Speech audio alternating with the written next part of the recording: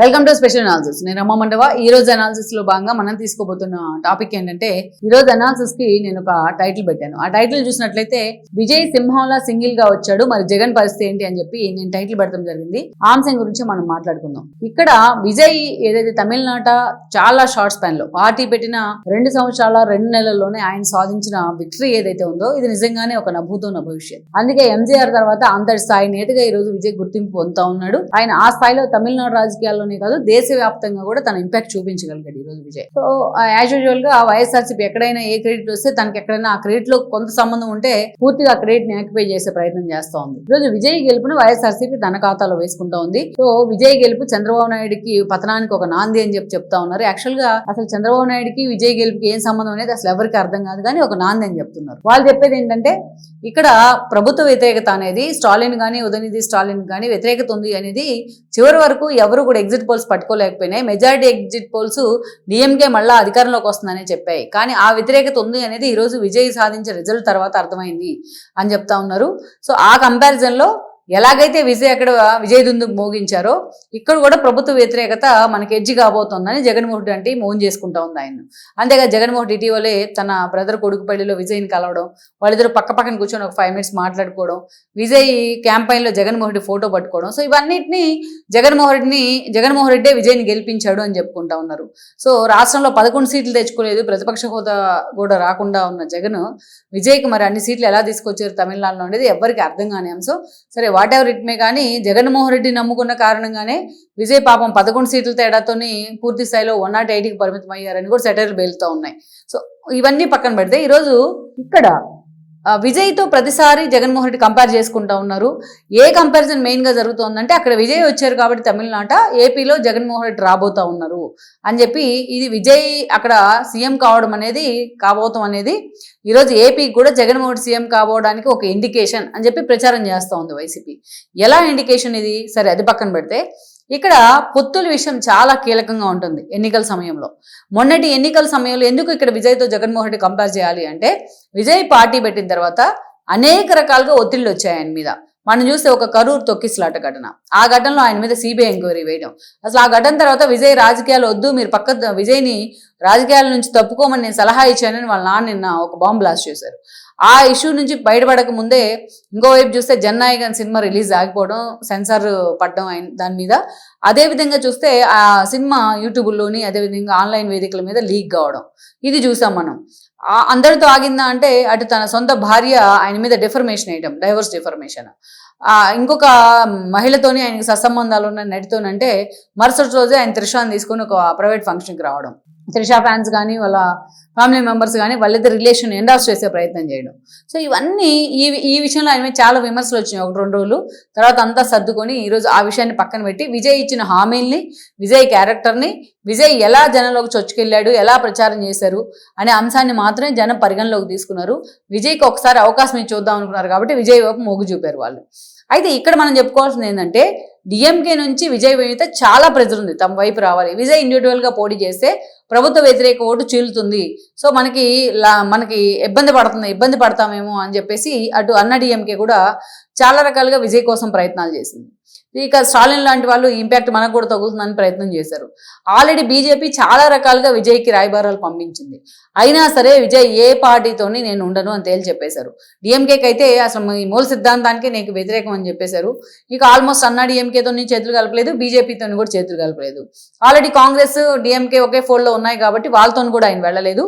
నేను ఇండివిజువల్ గానే వెళ్తాను, ఓడినా గెలిచినా బాధ్యత నాదే అని చెప్పి చాలా కాంక్రెంట్ గా విజయ్ నిలబడ్డారు.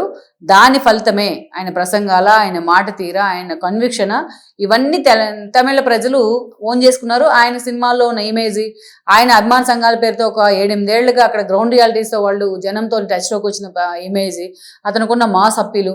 సో మొత్తానికైతే ఇవన్నీ కలిసినాయి, ఒక యాడ్ అండ్ ఎలిమెంట్స్ అయినాయి. ఎక్కడక్కడ కులాలు మతాలకి ఇంపార్టెన్స్ ఇవ్వకుండా ఆయన మాట్లాడిన విధానం కానీ, సో ఇవన్నీ మొత్తానికైతే విజయ్ని ఈరోజు అధికారపీఠం మీద కూర్చోబెడతా ఉన్నాయి. వేరేస్ మరి పొత్తులకు లేకుండా అంత స్ట్రాంగ్ గా నిలబడ్డారు విజయ్, అందుకే అంత జనం నుంచి అప్లాజ్ వచ్చింది. మరి జగన్ ఏం చేశారు?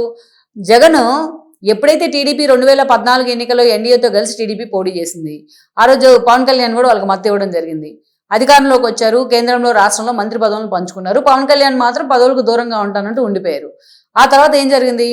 పర్టికులర్గా విభజన హామీల విషయంలో బీజేపీతో డిఫర్ అయ్యారు చంద్రబాబు నాయుడు. ప్రత్యేక హోదానేమో ఆ రోజు ప్రణాళికా సంఘం ఏదైతే హామీ ఇచ్చింది, ప్రణాళికా సంఘాన్ని తీసేసి వీళ్ళు వచ్చిన తర్వాత నీతి ఆయోగ్ని పెట్టారు. నీతి ఆయోగము ఆ రోజు ప్యాకేజీ ఉంది. ఆ ప్యాకేజీకి చట్టబద్ధత అడిగినందుకే బీజేపీతో ఆయన డిఫర్ కావాల్సి వచ్చింది. మంత్రులను కూడా విరమించుకున్నారు. సో అటు పవన్ కళ్యాణ్ కూడా ఈయనతో డిఫర్ అయ్యారు చంద్రబాబు నాయుడుతో. ఒకరిపై ఒకరు విమర్శల దాకా వ్యవహారాలు వెళ్ళినాయి. ఆ టైంలో వైఎస్ఆర్సీపీ ఆ వ్యాక్యూమ్లోకి వెళ్ళడంలో సక్సెస్ అయింది. విజయసాయిరెడ్డి అప్పటికే రాజ్యసభ సభ్యుడి హోదాలో ఆ స్థాయిలో లైజింగ్ చేయడంలో ఆయన సక్సెస్ అయ్యారనుకోవాలి. సో అలా పర్ఫెక్ట్గా యాప్ట్ అయింది జగన్మోహన్ రెడ్డికి బీజేపీ అనేది. బీజేపీ కూడా చంద్రబాబు నాయుడు మీద ఉన్న కోపాన్ని జగన్మోహన్ రెడ్డి ఓన్ చేసుకోవడంలో చూపించింది. ఒక కేసీఆర్ లాంటి వాళ్ళు మధ్యలో ఒక మంత్రదండం లాగా ఉపయోగపడ్డారు రిటర్న్ గిఫ్ట్ పేరుతో. సో వీళ్ళందరూ కలిసి టీడీపీని 23 సీట్లకు పరిమితం చేయడంలో సక్సెస్ అయ్యారు. జగన్మోహన్ రెడ్డి 151 సీట్లతో ఆ రోజు అధికారంలోకి వచ్చారు, ఒక థమ్మింగ్ మెజారిటీ. వచ్చిన తర్వాత 5 ఏళ్లు జగన్మోహన్ రెడ్డి బీజేపీతో అంటగాగుతూ వచ్చారు. అప్రకటిత పొత్తు, ఎక్కడ బీజేపీతో పొత్తులు ఉన్నాయని తెలియదు అధికారికి, ఎందుకంటే తన మైనారిటీ ముస్లిం ఓట్ బ్యాంక్ ఎక్కడ పోతుందో అని జగన్మోహన్ రెడ్డి భయం. కానీ బీజేపీ అడుగున అతన్ని ప్యాంపర్ చేస్తానే వచ్చింది. వివేకానంద రెడ్డి మర్డర్ కేసు దగ్గర మొదలు పెడితే జగన్మోహన్ రెడ్డి అధికారంలోకి వచ్చిన తర్వాత అతను చేసిన ప్రతి పని బీజేపీ ఎండార్స్ చేస్తూ వచ్చింది. ఒక మెడలో ఉంచుతానంటాడు విభజన హామీల కోసం, ప్రత్యేక హోదా అడగడు, రైల్వే జోన్ అడగడు, విశాఖ ప్రైవేటీకరణ అంటే మాట్లాడు, 100 సార్లు మోడీని కలుస్తారు, నెలకు 3 సార్లు మోడీ దగ్గరికి వెళ్తారు. ఎప్పుడు ఆయనకి సాగిలపడే ప్రయత్నం చేస్తారు, కానీ ఏ రోజు ఒక ప్రత్యేక హోదాని అడిగింది లేదు. ఆయన ప్యాకేజీ కనీసం చట్టబద్ధత అడిగింది లేదు. సరే అది పక్కన పెడదాం. ఇన్ని రకాలుగా జగన్మోహన్ రెడ్డి రివర్స్ టెండరింగ్ పేరుతో పోలవరాన్ని పడుకోబెట్టాడు. పీపీఎల్ రద్దు పేరుతో కేంద్రం పరువు తీశాడు. గవర్నర్కి తెలియకుండా ఆయన పేరు మీద నిధులు ఎత్తుకొచ్చుకున్నారు వీళ్ళు, రుణాలు. సో ఎన్ని రకాలుగా జరిగినా ఎక్కడ జగన్మోహన్ రెడ్డి బీజేపీ వార్న్ చేయాల.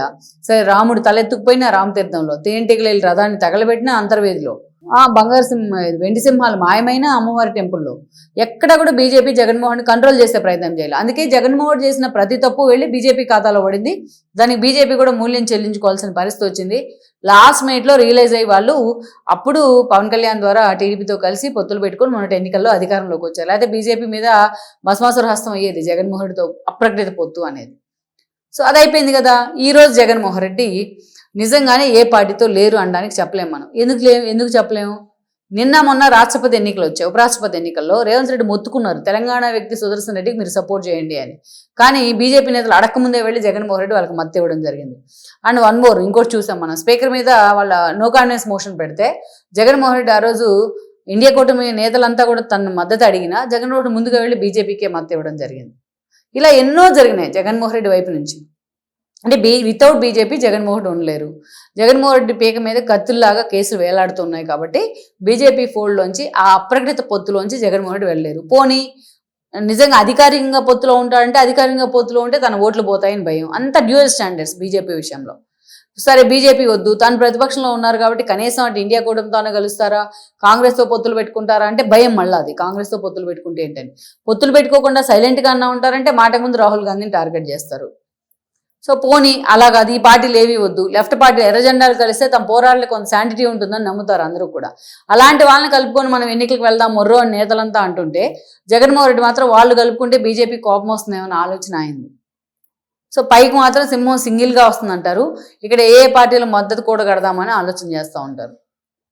సో ఇదేలా విజయ్ ఈరోజు అంత రాక్ సాలిడ్గా ఎవరితో నాకు పొత్తులు అవసరం లేదు అని చెప్పారు కదా. జగన్మోహన్ రెడ్డి అసలు ఎక్కడా కూడా నేను ఎవరితో పొత్తుల్లో లేను అని చెప్పరు. ఎప్పుడు కూడా ప్రకటించారు, సింహం సింగిల్గానే వస్తుందని మాత్రమే చెప్తారు. కానీ బట్ అప్రకటితంగా ఇంతమందితో కలిసి ఆయన ఎప్పుడు కలిసే ఉంటారు. సో ఇది ఈ డ్యూయల్ స్టాండర్డ్స్ వల్లే జగన్మోహన్ రెడ్డి దెబ్బైపోతూ ఉన్నారు. అందుకే విజయ్ లాగా రాక్ సాలిడ్గా పొత్తుల విషయంలో ముందే కాంకరెంట్గా ఉంటే రేపు మీరు చూడండి, ఇప్పుడు మ్యాజిక్ ఫిగర్ దాటలేకపోయినా అన్ని పార్టీలు విజయ్ దగ్గర క్యూ కడతా ఉన్నాయి, మేము వస్తాం మేము ఇస్తాం మద్దతు అని చెప్పేసి.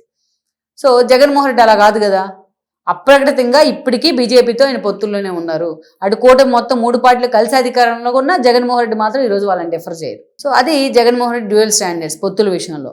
మరి ఇంకా సింహం సింగిల్గా విజయ్ వస్తున్నాడని అంత ఓపెన్గా చెప్పినప్పుడు మీరు ఎందుకు చెప్పకూడదు? జగన్మోహన్ రెడ్డి గారు మేము సింగిల్గానే వెళ్ళబోతా ఉన్నాం, మాకు టీడీపీతో సహా మళ్ళీ చేయి ఖుషి ఇది. సో జగన్మోహన్ రెడ్డి ఈరోజు అంత క్లారిటీగా ఎందుకు చెప్పలేకపోతూ ఉన్నారు పొత్తుల విషయాన్ని?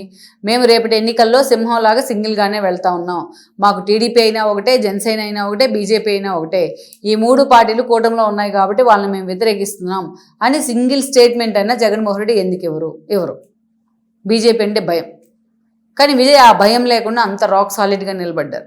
ఇంకా విజయ్కి పొలిటికల్ బ్యాక్గ్రౌండ్ లేదు, సినిమా బ్యాక్గ్రౌండ్ తప్ప. జగన్మోహన్ రెడ్డి ఫ్యామిలీనే పొలిటికల్ బ్యాక్గ్రౌండ్ ఉన్న ఫ్యామిలీ, ఇంకా భయం ఉండకూడదు ఆయనకి. సో మొత్తానికైతే మాత్రం మరి జగన్మోహన్ రెడ్డి ఏం చేస్తారు ఈ పొత్తుల విషయంలో?